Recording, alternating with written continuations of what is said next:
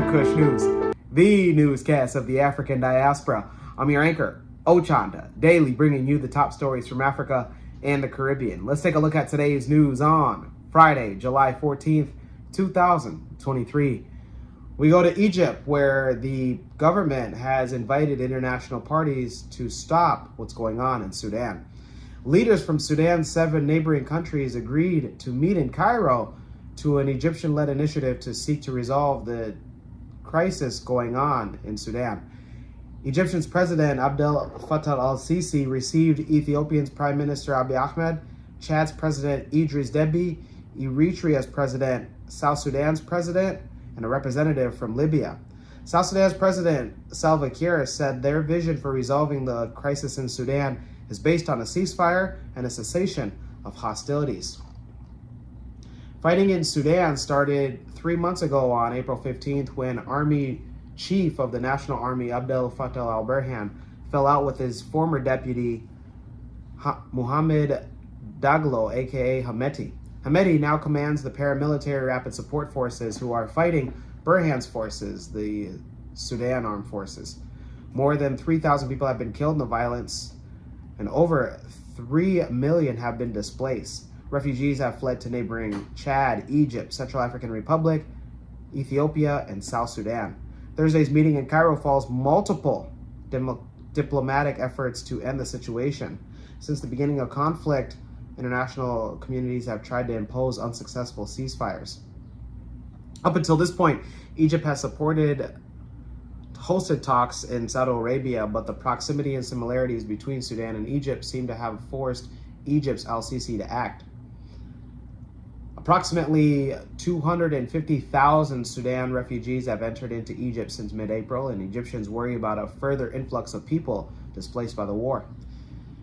The two countries of Egypt and Sudan also have economic ties, so this war is impacting Egypt's exports in Sudan. President al-Sisi hopes to secure the support of both Qatar and the United Arab Emirates on his side, and thus Burhan's, to help weaken Hameti's rapid support forces. Those in Egypt, let us know on how you feel about Egypt getting this much involved in the crisis going on in Sudan. Let's stay in the region where Egypt and Ethiopia agreed to negotiations on a controversial dam. Egypt and Ethiopia have agreed to finalize an agreement over Ethiopia's Blue Nile mega dam within 4 months, making a breakthrough after years of tensions. Since Ethiopia began construction on the $2.4 billion Grand Ethiopian Renaissance Dam, Egypt has been concerned that the project may reduce the amount of water it receives from the Nile. A joint statement, though, however, released by the Egyptian president indicated that Ethiopian Prime Minister Abiy Ahmed and Egyptian President al-Sisi discussed methods to break the present impasse in discussions over the project. The two presidents got together on the sidelines of an African summit, and at the conference's opening sessions, al-Sisi told regional leaders that everyone in attendance seemed to recognize the urgency of finding a swift solution to the Sudan issue, as well as political ties around the North and East African region. The filing and operation of the dam have been subject to a protracted discussion since 2011, but no agreement have been reached. Egypt, which depends on the Nile for 97% of its water, has long seen the construction as an existential danger. Those in Egypt, let us know your thoughts about potentially getting something concrete, no pun intended, with Ethiopia. Well, let's go to West Africa, where Ghana passes a law to allow medicinal. Ghana's Minister of Interior can now issue the permits for cultivation of cannabis, but only for industrial purposes.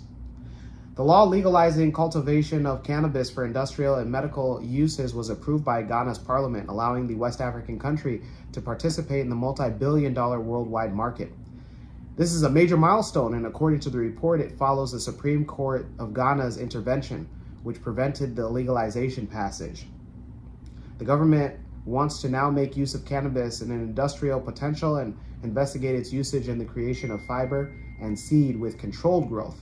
Many African states have persecuted citizens for cannabis-related offenses and now are promoting legal cannabis cultivation. Over the past 5 years, 10 African countries have passed laws to legalize production of medicinal and scientific cannabis purposes. Those include Lesotho, Zimbabwe, South Africa, Uganda, Malawi, Zambia, Ghana, Eswatini, Rwanda, and Morocco.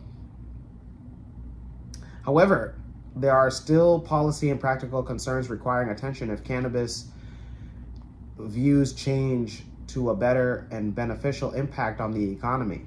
Among them is the requirement to guarantee the involvement of ordinary producers in the legal cannabis industry. Those in Ghana, let us know your thoughts about In the Streets is Getting Hot. You guys got some legalization of cannabis coming. Congratulations. Let's stay in the region where Ghana and Liberia have agreed on fishing. The Liberian government, through the fisheries and aquacultural authorities in the government of Ghana, have signed a technical and scientific agreement to help boost fisheries in Liberia. Ghana's Minister of Aquaculture and Development said the agreement will help to address technical and scientific challenges affecting the system. Also, they furthered that the signing of the agreement will further strengthen the existing bilateral relationships between the two countries. The Ghanaian envoy then praised the Liberian government, headed by President George Weah of Liberia, for the government's continuous support of the National Fishery and Aquaculture Authority. The government official for Liberia believes that the signing of the agreement is crucial to improve fisheries in Liberia, describing it as a milestone agreement. She affirmed the commitment to ensure the protection of share stocks and enforce compliance of global and regional fisheries regulations. The agreement was signed this week on Wednesday. Those in Ghana and Liberia, let us know your thoughts and let us know if you are in the fishing industry and what you plan to do with the new improvement. Let's go to the St. Vincent and the Grenadines, where they have a snail problem. The Minister of Agriculture in St. Vincent and the Grenadines has confirmed the presence of a giant African snail problem on the island. They made the announcement while speaking at the House of Assembly on Thursday. The minister said that an investigation was completed concerning the presence of a snail population. Photographs of the snails were sent to departments of agriculture and Caribbean plant health directors for identification. The minister said that it's difficult to estimate precisely when the snails were first introduced to the St. Vincent and the Grenadines and by what means. The minister warns that the giant African snail poses a threat to agriculture as it consumes a wide range of crops, including fruits, vegetables. Also, it might present health concerns because these snails can be a host for parasitic worms. The first report of snails came back on June 29th, 2023, and it remains in the region most heavily infested with snails on the Camden Park area. The giant African snail is the common name for a species of large snails endemic to different regions on the African continent. The largest species can grow up to 30 centimeters in length and 15 centimeters in diameter. These snails are herbivores that feed on a variety of plants and fruits, and they can also eat smaller invertebrates to satisfy their calcium and protein requirements. In region where calcium carbonate material are used for construction, these snails have been known to consume portions of exterior walls. These snails thrive in tropical and subtropical climates and believed to have been introduced in the Caribbean back in the 19th century through the plant trade. The Ministry of Agriculture in the St. Vincent Grenadines is advising the public to avoid direct contact with the snails, avoid crushing the live snails, and destroying snails by placing them in saltwater solution. Keeping surroundings clear and your garbage will also provide a suitable situation for the snails, and avoid consuming the snails as they may be a source of infections. Those in St. Vincent and Grenadines, let us know on how you feel about the snail issue, or if you're living close to any of those areas where you guys have a big snail problem. When we come back, we'll have today's African proverb of the day. Don't go anywhere. What's going on? I'm MC Cadero, and I'm here at a graduation party. Double graduation party that I was booked for. That's right, you can also book me with 15 years experience. It's www.mccadero.com. See you soon. Welcome back. Let's take a look at today's African proverb of the day, and it comes to us from Ethiopia, the Lion of Judah. And it reads, dine with a stranger, but save your love for your family. Once again, dine with a stranger, but save your love for your family. Ethiopian proverb. Yeah, young man, let me talk to you. You're probably watching this with your blue light free glasses, right? Yeah. Whenever you take, whether it's Atieno, Owanjiku,